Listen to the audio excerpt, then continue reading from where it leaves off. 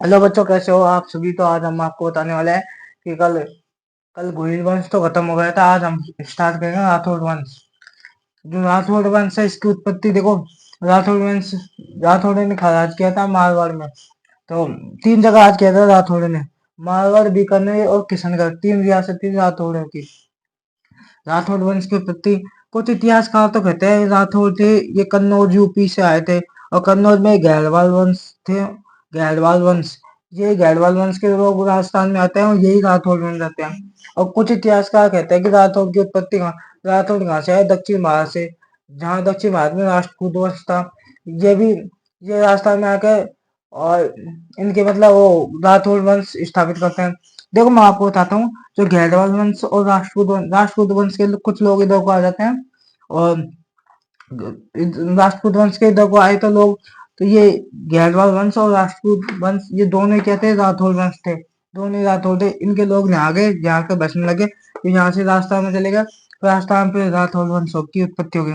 तो राठौड़ वंश की उत्पत्ति कहाँ से हुई, कन्नौज यूपी से और दक्षिण भारत के दोनों दोनों जगह से हुई है। तो आपको लिखना है, अब आपको लिखना है राठौड़ वंश की रियासत है, राठौड़ों की रियासतें कौन कौन सी थी जहाँ उन्होंने राज किया था। और ये जानकारी हम एशियंट में पढ़ेंगे। एशियंट में आपको जानकारी मिलेगी। राठौड़ रियासतें, राठौड़ वंश की रियासतें कौन कौन सी थी। पहली थी मारवाड़, उन्होंने मारवाड़ पर शासन किया था। दूसरी बीकानेर,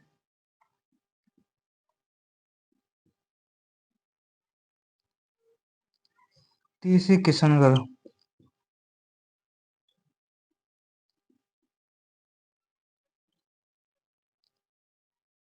उतार लीजिए। राठौड़ वंश की उत्पत्ति कन्नौज यूपी से, ऐसे कैसे उतार लेना है आपको। जो राष्ट्रकूट वंश था दक्षिण भारत में, महाराष्ट्र और कर्नाटक, ये महाराष्ट्र और कर्नाटक आपको याद रखना है। महाराष्ट्र और कर्नाटक से ना, दक्षिण भारत में राष्ट्रकूट वंश महाराष्ट्र में रहता है। तो राठौड़ वंश की रियासतें राठौड़ ने राज किया था मारवाड़ में, बीकानेर में और किशनगढ़ में। राठौड़ों की उत्पत्ति कन्नौज यूपी से हुई है। कन्नौज में कौन सा वंश था, गहलवाल वंश। दक्षिण भारत में कौन सा राष्ट्र, ये दोनों एक वंश थे। यही राठौड़ कहलाए, राठौड़ वंश था। अब अब आपको दिखाना है पहला मारवाड़ का इतिहास। तो आप बता लीजिए जल्दी जल्दी। चल दिखाएंगे मारवाड़ का इतिहास। आपको साथ ही साथ याद करते हुए चल करना है ना, साथ ही साथ याद करना। आपको समझ में तो आ रहा है ना, मैं जो भी चीज पढ़ा हूँ वो सब। तो ठीक है, आप क्लास लेते रहिए मेरी डेली डेली।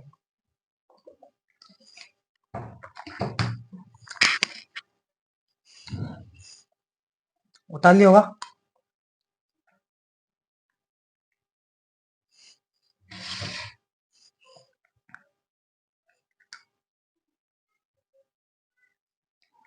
उतार लूँ, उतार लिया होगा।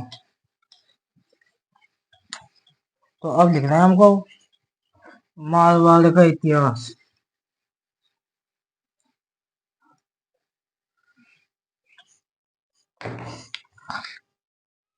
मारवाड़ का इतिहास,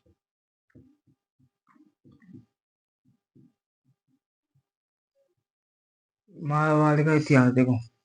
मारवाड़ का इतिहास देखो, पहली लाइन लिख रहे हैं। मारवाड़ में पहले लाइन लिख रहे हैं, मारवाड़ राजस्थान की सबसे बड़ी रियासत थी। सबसे छोटी रियासत तो शाहपुरा है।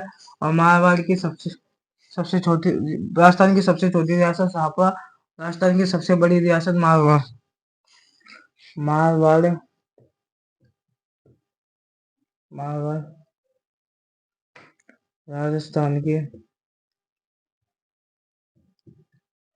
राजस्थान की सबसे बड़ी, राजस्थान की सबसे बड़ी रियासत थी। सबसे बड़ी रियासत,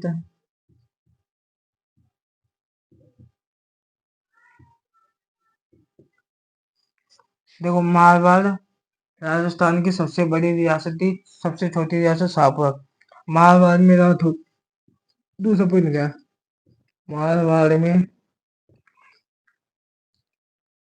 मारवाड़ में राठौड़ वंश का शासन था। राठौड़ वंश का शासन था।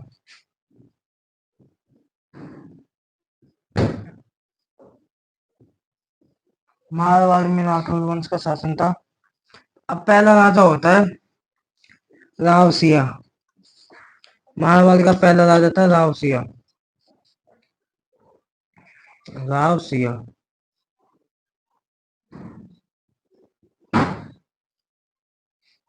एक सेकंड वो।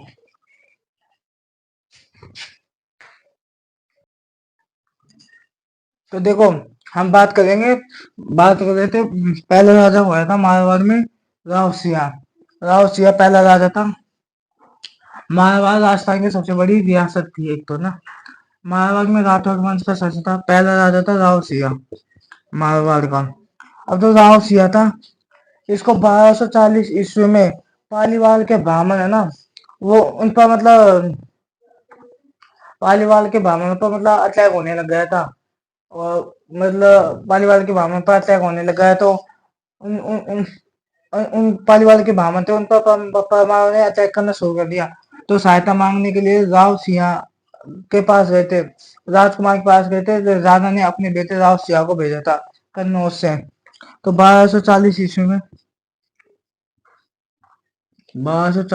में पाली ब्राह्मणों की सहायता के लिए आया था ये। पाली ब्राह्मणों की पाली ब्राह्मणों की सहायता के लिए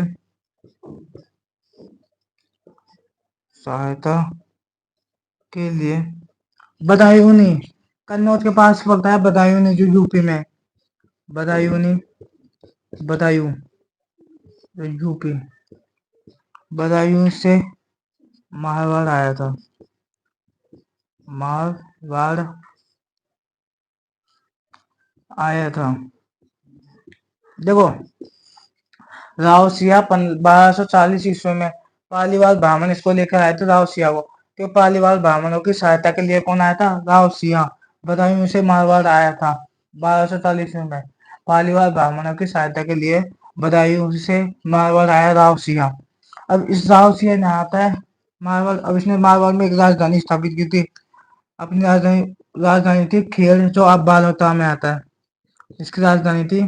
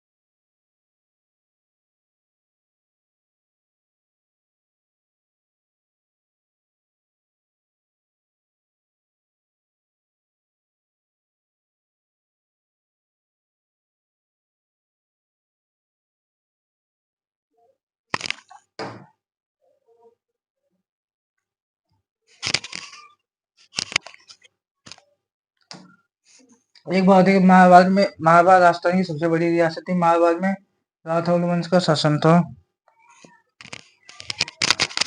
राव सिंह 1240 ईस्वी में पाली पाली ब्राह्मणों की सहायता के लिए बदायूं से मारवाड़ आया था। राजधानी खेड़ पाल होता है। उनकी क्षत्रिय बाबा बेथुपाली में है। यह मारवाड़ में राठौर राज्य का संस्थापक था। और अगला राजा राव आस्थान।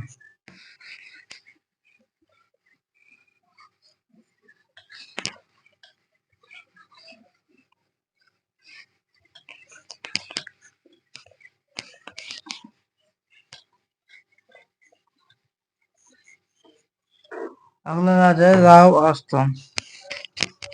राव अगला राजा राव आस्थान। राव आस्थान है यह 1291 ईस्वी में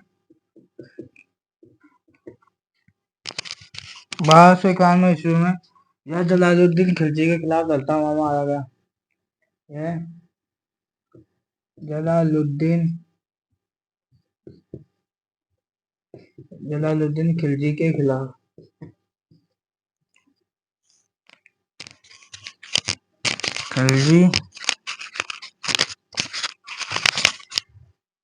खिलजी के खिलाफ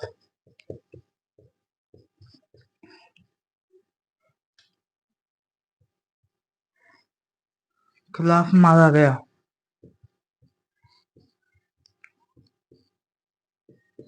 1291 ईस्वी में जलालुद्दीन खिलजी के खिलाफ मारा गया था। अगला राजा था राव दुहर।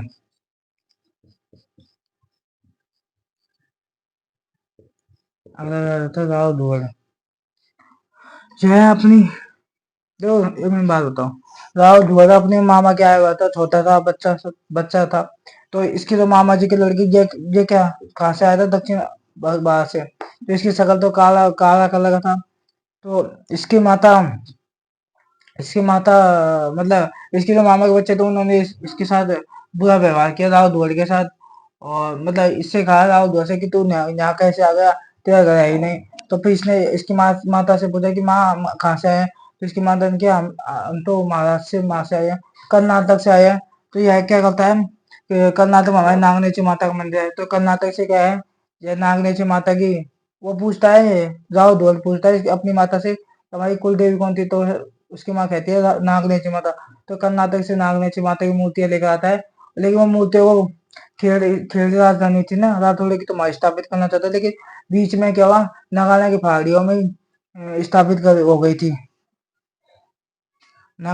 इसने भी नई राजधानी पर नगाना को बना दी थी और नगाना में फिर नागनेची माता की मूर्तियां स्थापित की थी।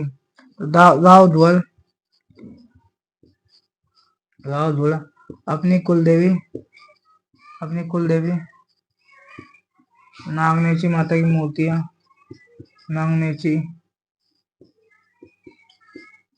नागनेची माता की मूर्ति कुलदेवी थी नागनेची माता राव दुहर की। नागनेची माता की मूर्तियां कर्नाटक से लेकर आया था। कर्नाटक से लेकर आया था।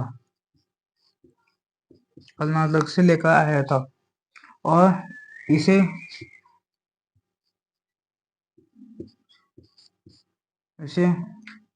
इसे नगाना में स्थापित किया गया था। नागनेची मूर्तियां हैं इनको नगाना में स्थापित किया। नगाना एक गांव था जो बालोतरा में है तथा इसे नगाना में स्थापित ये मूर्तियों को कहाँ करवाया था? नगाना में स्थापित करवाया था। नगाना कहाँ पड़ता है? बालोतरा में। तो राव दुहर अपनी कुलदेवी नागनेची माता की मूर्तियां कर्नाटक से लेकर आया था और इसे नगाना में स्थापित करवाया था।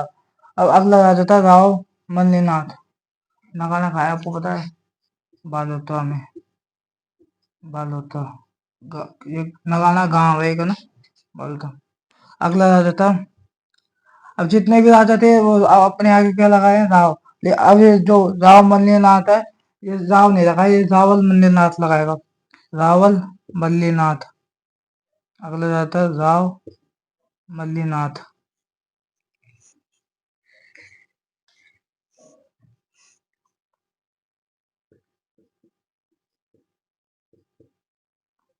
राव मल्लीनाथ, रावल मल्लीनाथ, है ना। अब ये रावल मल्लीनाथ है, इसने अपनी राजधानी स्थापित की थी मेवानगर। राठौड़ी की राजधानी क्या कौन सी थी? खेड़, लेकिन इसने अपनी राजधानी खेड़ तो इसने स्थापित की, राव धोल ने नागाना स्थापित की। लेकिन अब ये रावल मल्लीनाथ ना एक बड़ा राजा था, तो इसने साम्राज्य भी बड़ा होगा, तो इसने अपनी राजधानी स्थापित की थी मेवानगर। इसकी राजधानी थी मेवानगर। राव मल्लीनाथ की राजधानी मेवानगर,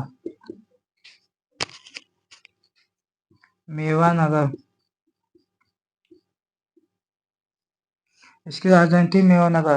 अब राव मल्लीनाथ है, ये एक दिल्ली का एक बादशाह था फिरोज तुगलक। उसने अपने एक सेनापति को मालवा पर अधिकार करने के लिए भेजा गया था, निजामुद्दीन औलिया को। निजामुद्दीन औलिया था जो फिरोज का सेनापति था, है ना। और उसने मालवा पर अधिकार कर रखा था।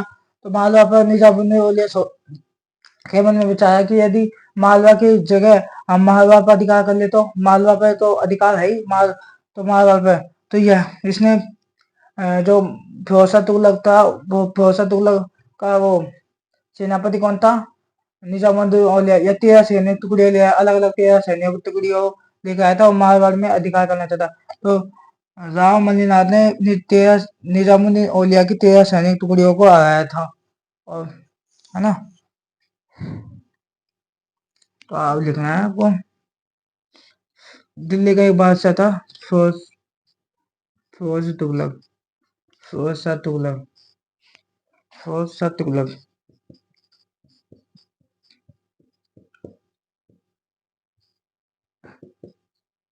फिरोज शाह तुगलक, है ना।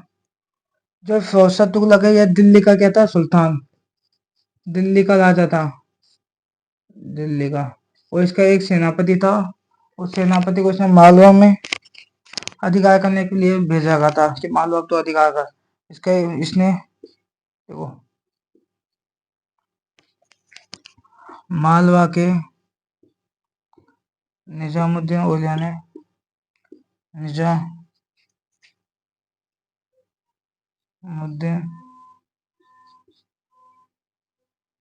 औलिया की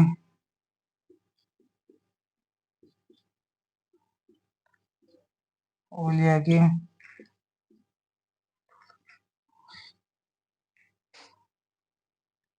13 सैनिक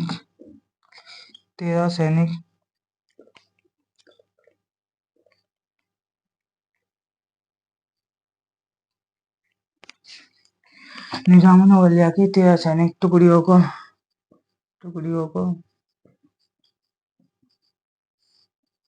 था।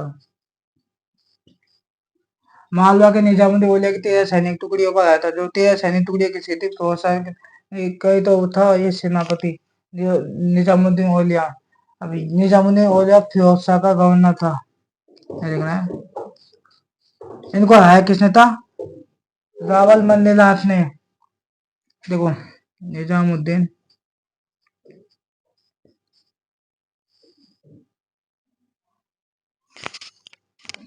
निजामुद्दीन निजामुद्दीन फिरोज शाह तुगलक का गवर्नर था,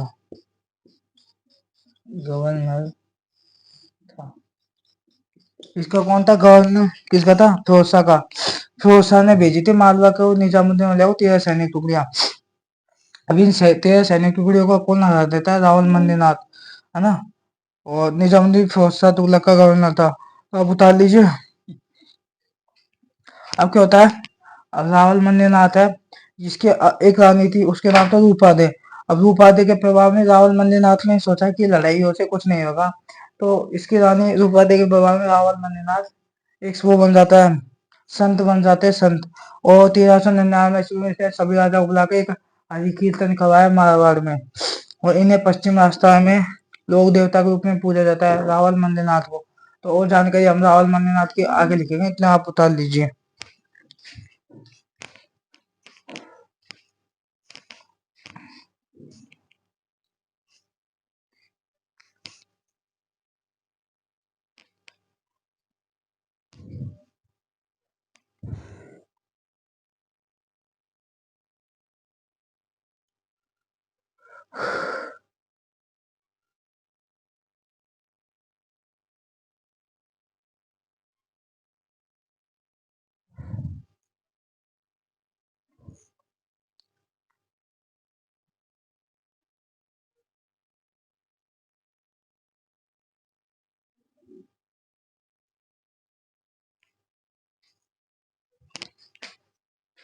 उतार लिया, उतार लीजिए।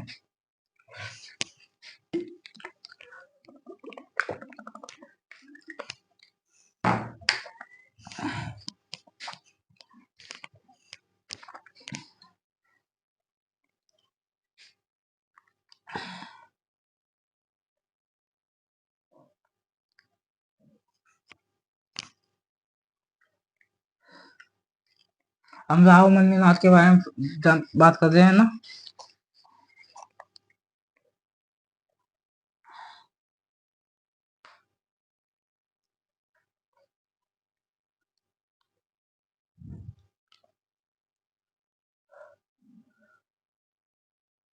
तो बता रहा हूँ ना, उतार लिया होगा आपने।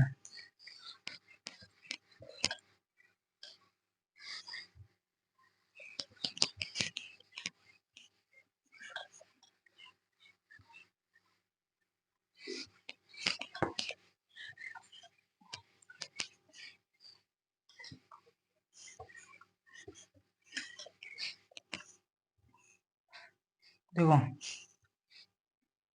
अपनी रानी, ये राव मल्लीनाथ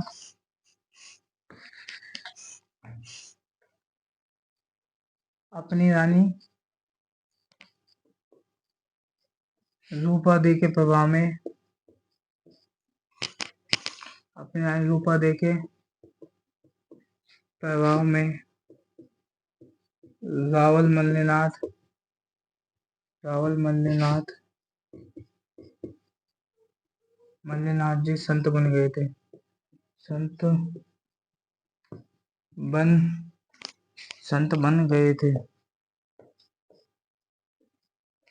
ये अपनी रानी रूपा दे के प्रभाव में रावल मल्लीनाथ जी संत बन गए थे। और 1399 ईस्वी में इन्होंने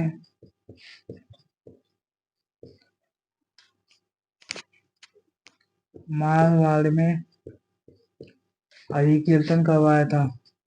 हरि कीर्तन आयोजन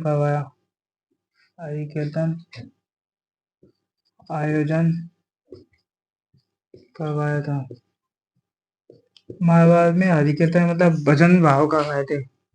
1399 से मारवाड़ में हरि कीर्तन का आयोजन करवाया था ना। अब किसने रावल मल्लीनाथ इन्हें पश्चिम राजस्थान में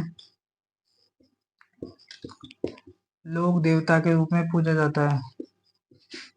लोक देवता के रूप में पूजा जाता है। इन्हें पश्चिम राजस्थान में लोक देवता के रूप में पूजा जाता है। किन्हें? रावल मल्लीनाथ जी को। इन्हीं के कारण रावल मल्लीनाथ जी के इन्हीं के कारण बाड़मेर क्षेत्र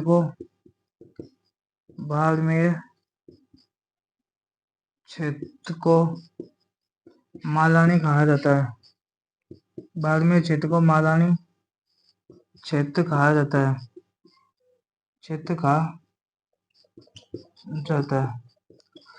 मल्लीनाथ के रहते थे, तो इसे इस क्षेत्र को बाड़मेर क्षेत्र को क्या कहा जाता है? मालानी।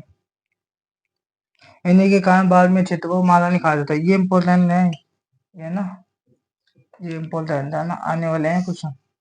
और बिंदोली के गीत गणगौर पर गाया जाता है। बिंदोली बिंदोली के गीत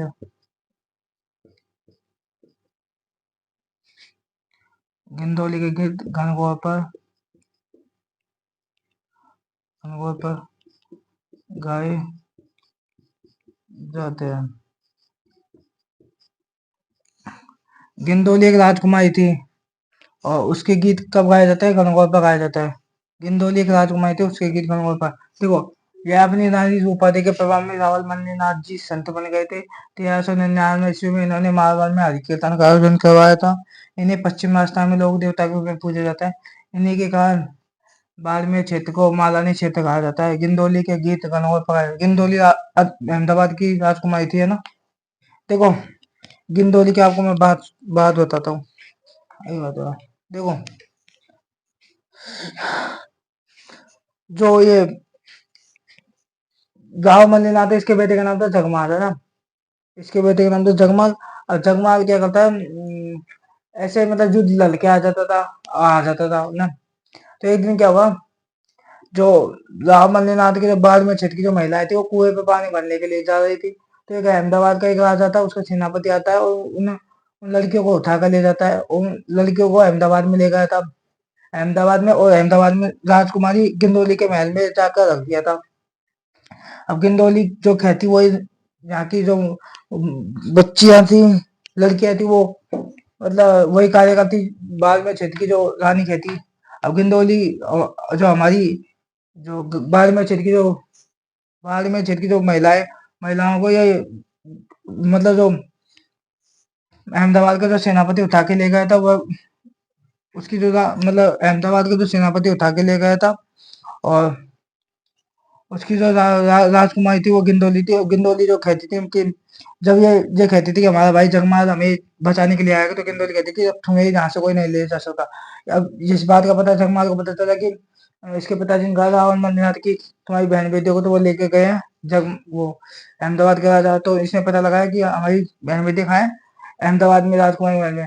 अब अहमदाबाद के राजकुमारी महल में तो क्या है, सिक्योरिटी होगी। तो इन्होंने क्या किया, जो गिंदोली है, जो शुक्रवार के दिन एक मंदिर है, वो उसमें पूजा करने के लिए आती है। तो ये पूजा करने के लिए आएगी, तो गीत मतलब जो जगमाल की बहन बेटी हैं, वो भी आएंगी उनके साथ, फूल फाल लेकर, मतलब रानी के साथ। तो वहीं से फिर वो सेना भी नहीं रहेगी मंदिर में। तो जगमाल जाते हैं और ये घोड़े लेके जाते हैं, और ऐसे कहते हैं कि हम घोड़े बेचने के लिए आए। तो ये बाद में क्षेत्र में जो मालानी है, ये घोड़ों के लिए प्रसिद्ध है, मालानी क्षेत्र। तो ये घोड़े लेके 15 10 10 15 अच्छे अच्छे घोड़े, और मैं बेचने लगे 3,000 का घोड़ा, मैं 30,000 में बेचने लगे, क्योंकि इन्हें घोड़े तो बेचने नहीं थे। तो ऐसे वक्त इन्हें रात काटनी थी, एक दिन पहले चले गए उस मंदिर का। अगले दिन गिंदोली लड़कियों के साथ आती है। तो राजकुमारी जगमाल की बहनों के साथ आती है, तो उसकी बहन पहचान जाएगी कि ये तो हमारे भाई है, हमारी रक्षा करने के लिए आए हैं। तो जो जगमाल 15 घोड़े लेकर आया, तो वो उनके साथ 15 घोड़े पर उनकी बहन बेटियों को वापस बैठा के लेकर, वो जगमाल खुद गिंदोली को बैठा के लिया है। तो फिर महाराजा अहमदाबाद का राजा आया गिंदोली के पास, गिंदोली को बचाने के लिए। उसने कहा जगमाल से कि तू गिंदोली क्यों उठा के लेकर आया? तो उसने कहा कि तू मेरी बहन बेटियों को उठा के ले गया था। फिर क्या हो जाता है, जो गिंदोली है, इसके साथ मतलब गिंदोली है, इसका जगमाल से क्या हो जाता है, प्यार हो जाता है आपस में। और जो मतलब जो जगमाल इसको लेकर आया था, वो मतलब जगमाल जो मूवी देखता था, वो मूवी में जो सीन होता था वैसे ही सीन। तो गिंदोली को इससे प्यार हो जाता है जगमाल, और जगमाल पे शादी कर लेता है गिंदोली। तो इसलिए गिंदोली के गीत कब गाए जाते हैं, गणगौर पर गाए जाते हैं, है ना। अब अगला राजा है रावचुंदा। वो रावचुंदा वही है, पहले वो मारवाड़ में राठौर वंश का रावचुंदा, जिसकी राजकुमारी का विवाह अंसाबाई का विवाह मेवाड़ के राणा लाखा के बेटे चुंदा से करवाया गया था। वही वही रावचुंदा है मारवाड़ का। अगला राजा है रावचुंदा।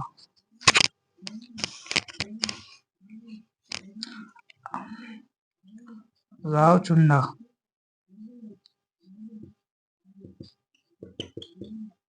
अगला राजा है रावचुंदा। अब देखो, रावचुंदा के बाद प्रतिहारों ने अपनी राजकुमारी का विवाह, तो इम लिखो, प्रतिहारों ने प्रतिहारों ने अपनी त्याने अपनी राजकुमारी राजकुमारी का विवाह त्याने अपनी राजकुमारी का विवाह राव चुंदा से किया था। राव चुंदा से किया था। जो पृथ्वीराज थे उन्होंने अपनी राजकुमारी थी उसका विवाह किससे किया था? महाभारत के राव चुंदा से किया था ना।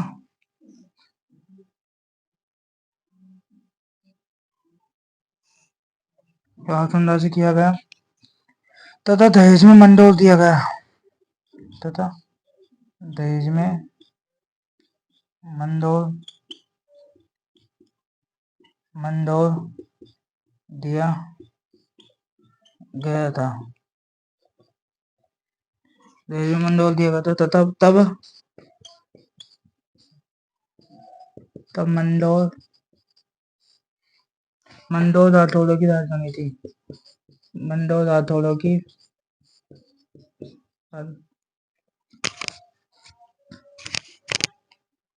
तब मंडोर राठौड़ों की राजधानी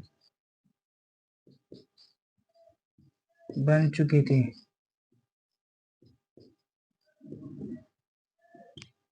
देखो मैं आपको बात बता रहा हूँ। जो परमार थे इनका जो राज्य था उनका नाम इनके परमार के पास था मंडोर। अब मंडोर को जीतने के लिए कौन आता है? दिल्ली का आता है। दिल्ली के लोगों ने इन पर मंडोर पर आक्रमण करने के लिए आए। 2-3 बार परमार को हराया। अब परमार ने सोचा कि यदि मंडोर चले गए तो हम तो छोटे है कमजोर है और मंडोर हमसे जीता नहीं जाता। मतलब मंडोर पर ये अधिकार कर लेंगे दिल्ली वाले। तो पृथ्वीराज ने क्या किया? महाभारत के राव चुंदा से अपनी राजकुमारी का विवाह करवा दिया। क्योंकि इन्हें पता था पृथ्वीराज को जो राव चुंदा एक शक्तिशाली राजा है। इससे वो दिल्ली के जो थे ना दिल्ली के लोग इनसे छीन नहीं पाएंगे राव चुंदा से। और इसके बाद ज्यादा शक्तिशाली भी है। तो पृथ्वीराज ने अपनी राजकुमारी का विवाह राव चुंदा से किया गया और दहेज में इसे मंडोर दे दिया गया। जिससे राव चुंदा मंडोर को अब पतियाओं की सरदर्दी तो खत्म हो गई। अब मंडोर को कौन संभालेगा? राव चुंदा। जो भी आक्रमण होंगे तो कौन संभालेगा? मंडोर राव चुंदा मंडोर पे। तो दहेज में मंडोर दिया गया किसको? राव चुंदा को। तब मंडोर राठौड़ की राजधानी बन चुकी। तो मंडोर को क्या बना दिया गया था? राठौड़ की राजकुमारी और राठौड़ की राजधानी बन चुकी थी। अब इसकी रानी राव चुंदा की जो रानी थी उसका नाम था चांद कंवर। चांद कंवर ने चांद बावड़ी का निर्माण करवाया था जोधपुर में। और यह राव चुंदा पुंगल भाटियों के खिलाफ लड़ता हुआ मार गया। पुंगल भाटिया पुंगल मतलब बी गले के जो भाटी थे उनके खिलाफ लड़ता हुआ मारा जाता है। कौन? राव चुंदा।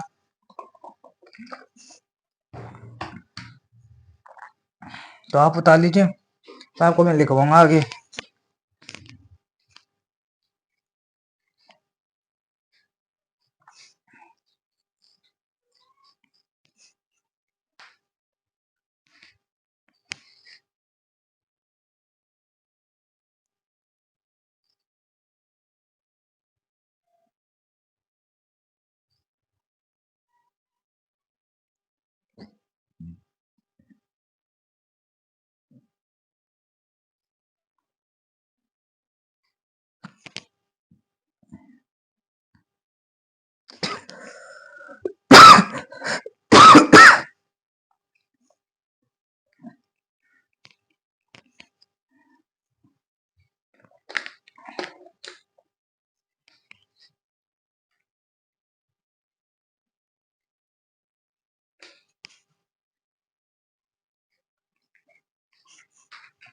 बता लिया आप सबने?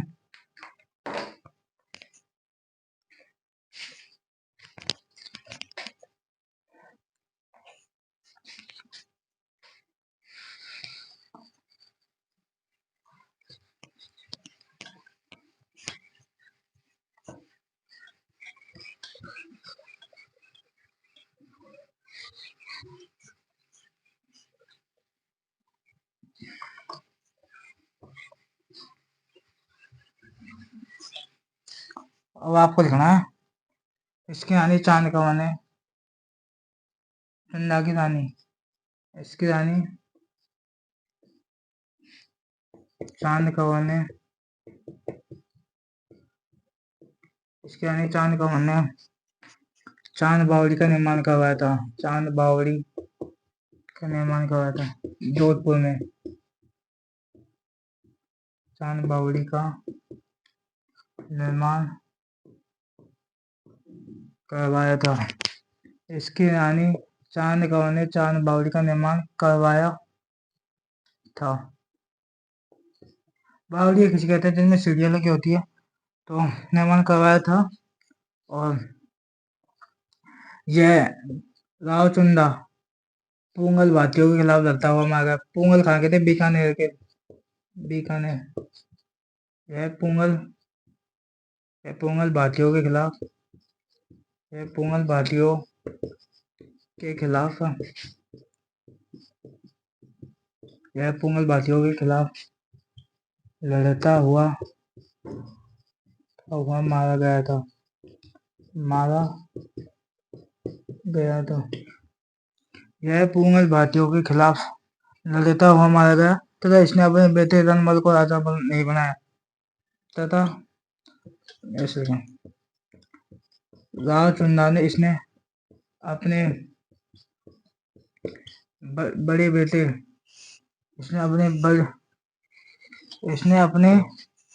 बड़े बेटे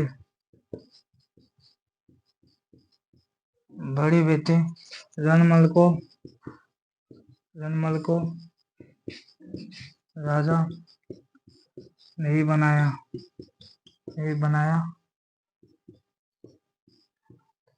बनाया था तथा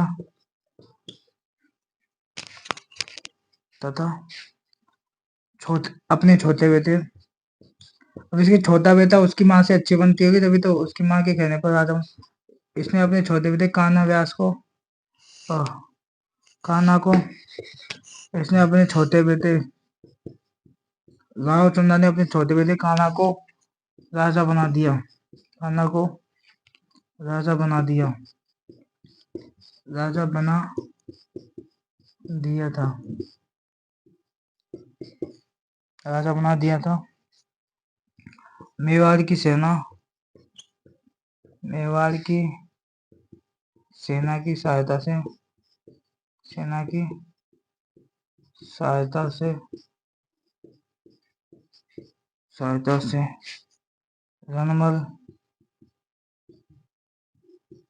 रणमल मारवाड़ का राजा बना था।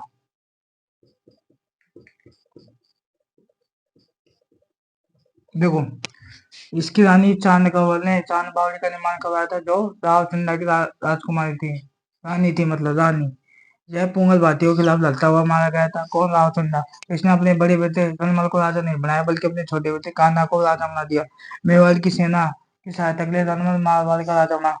मेवाड़ की सेना की, देखो रणमल को, जो ये रावचुंदा, इसकी राजकुमारी का नाम क्या था, अंसाबाई के बेटे का नाम था मोकल। मोकल की सहायता के लिए कौन जाता है, रणमल।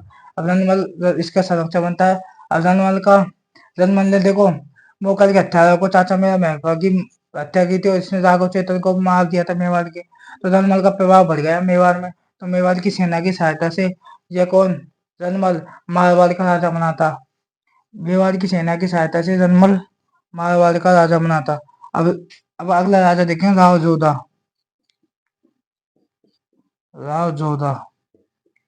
अगला राजा राव जोधा। अब इसके बारे में लिखना है, यह 1438 से 1489। राव जोधा कौन था, अब रणमल के मरने के बाद में इसका बेटा कौन बनेगा, जोधा। रणमल है इसका बेटा। आपने लिखा था कि जोधा ने कावनी गांव में शरण ली थी और अमल बावन की संधि 1457 में हुई थी। मतलब जोधा और कुंभा के बीच जोधा ने अपनी राजकुमारी संगाकर का विवाह करा दिया था। ये वह जोधा है, रणमल का बेटा था, राव जोधा। जय रणमल का बेटा था, रणमल का बेटा था। रणमल का बेटा कौन था, जोधा, है ना, आपको याद आएगा। तो राव जोधा 1438 से 1489 तक, है ना। अब यह गौरी शंकर एक इतिहासकार होते हैं गौरी शंकर हीराचंद ओझा के अनुसार यह मारवाड़ का पहला प्रतापी राजा था। कौन? राव जोधा। सबसे मारवाड़ का सबसे महान राजा कौन था? राव जोधा। तो आपको लिखना है गौरी शंकर हीराचंद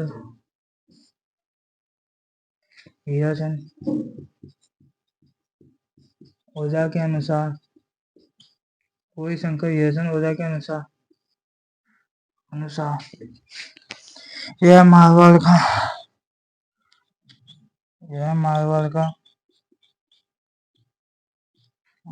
का पहला प्रतापी राजा था। पहला प्रतापी राजा था।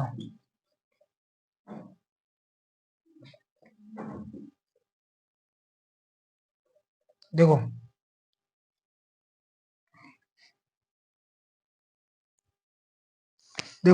राव जोधा यह किसका बेटा था? रंगमल का बेटा। राव जोधा 1438 से 1489 था। यह गौरी शंकर हीराचंद ओझा के अनुसार यह मारवाड़ का प्रतापी राजा था। ये मतलब एक बहादुर राजा था। कौन? राव जोधा प्रतापी राजा था। बहादुर। इसने दिल्ली के बहलोल लोधी को हराया था। दिल्ली का एक बहलोल लोधी है उसको कौन हराया था? राव जोधा। तो आगे लिखना है, आगे लिखवा दूंगा, आप इतना उतार लीजिए। अब इसके दो बेटे थे, बीका और दूधा नाम के दो बेटे थे राव जोधा के।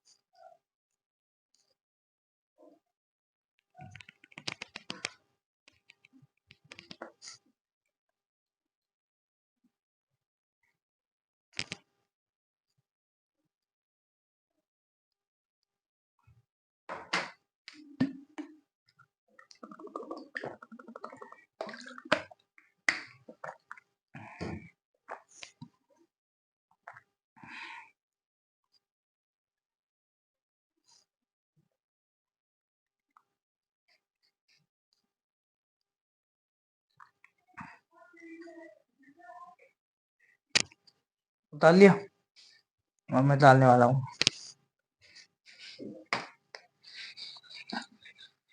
और पॉइंट लिखना है अभी जोधा के बारे में ना। राव जोधा।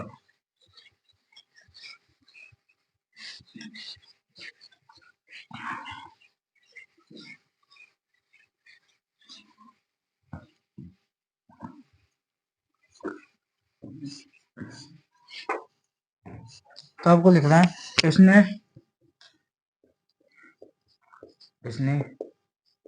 दिल्ली के बहलोल लोधी को हराया था। इसने दिल्ली के बहलोल लोधी को हराया था। इसके दो बेटे थे। इसके बेटे बीका, राव जोधा के बेटे, इसका बेटे बीका व दूधा को बीका तथा दूधा ने बीकानेर तथा मेड़ता पर इसके बेटे मेड़ता ने राठौड़ राज्य की स्थापना की थी। देखो इसने दिल्ली के बहलोल लोधी को हराया था। किसने? राव जोधा ने। इसके दो बेटे थे बीका व दूधा, राव जोधा के। अब दोनों क्या बीकानेर व मेड़ता में राठौर राज्य की क्या की स्थापना की थी। राठौर राज्य की स्थापना की। और राठौर राज्य की स्थापना करने के बाद राठौर राज्य की स्थापना की और जोधा जोधा के निर्माण कार्य, राव जोधा के निर्माण कार्य लिखो। राव जोधा के निर्माण कार्य, राव जोधा के निर्माण कार्य, राव जोधा के निर्माण कार्य। पहला लिखो, जोधपुर की स्थापना की इसने। राव जोधा ने जोधपुर की स्थापना की 1459 ईस्वी में। जोधपुर की स्थापना हुई, जोधपुर की स्थापना की। और दूसरा पॉइंट है, जोधपुर में मेहरानगढ़ किले का निर्माण करवाया राव जोधा ने। जोधपुर में मेहरान जोधपुर में मेहरानगढ़ किले का निर्माण करवाया था। राव जोधा ने जोधपुर में मेहरानगढ़ किले का निर्माण करा और जोधपुर की स्थापना की 1459 में। किसने? जोधा ने, राव जोधा ने ना। और मेहरानगढ़, यहाँ कंदी माता का मंदिर बना हुआ है। कंदी माता ने जो मेहरानगढ़ किले की नींव है, जो मेहरानगढ़ किले की नींव, मेहरानगढ़ देखो, मेहरानगढ़ किले की नींव कंदी माता ने रखी थी। कंदी माता ने रखी थी। देखो, राव जोधा ने निर्माण करा था जोधपुर का, जो 1459 में। जोधपुर में मेहरानगढ़ किले का निर्माण करा किसने? राव जोधा ने। मेहरानगढ़ किले की नींव मतलब आशीर्वाद किसने दिया? करनी माता, जो बीकानेर की करनी माता ने आशीर्वाद दिया था कि तुम जो मेहरानगढ़ में, जोधपुर में मेहरानगढ़ किले का निर्माण कर सकते हो। जो राव जोधा इसका करनी माता के आशीर्वाद से। और तीसरा था नागनेची माता मंदिर। जैसे नागनेची माता का मंदिर बनाया जो मेहरानगढ़ में। नागनेची माता मंदिर, नागनेची माता का मंदिर। और एक था चामुंडा माता का मंदिर, चामुंडा माता मंदिर, नागनेची माता मंदिर, चामुंडा माता मंदिर। चामुंडा माता की मंदिर मूर्तियां, यह मूर्ति मंडौर से लेकर आया था। कौन? राव जोधा। यह मूर्ति मंडौर से लेकर आया था। चार तो अब आपको देखना है और कल करवाएंगे। आज के लिए इतना ही। देखो, एक बार मैं पढ़ देता। इसने दिल्ली के बहलोल लोधी को हराया। इसके बेटे बीका तथा दूधा ने बीकानेर तथा मेरठा में राठौर राज्य की स्थापना की। राव जोधा के निर्माण कर जोधपुर की स्थापना 1459 में। जोधपुर में मेहरानगढ़ किले का निर्माण करा। मेहरानगढ़ किले की नींव करनी माता के ने रखी थी। नागनेची माता का मंदिर बनवाया मेहरानगढ़ में राव जोधा ने। चामुंडा माता का मंदिर बनवाया। चामुंडा माता के मंदिर, जो चामुंडा माता की मूर्तियां राव जोधा मंदसौर से लेकर आया था। थैंक यू, धन्यवाद। आज के लिए इतना ही। आपको वीडियो अच्छी लगे तो लाइक करना, सब्सक्राइब करना, शेयर करना। Thank you. उतार लीजिए आपने।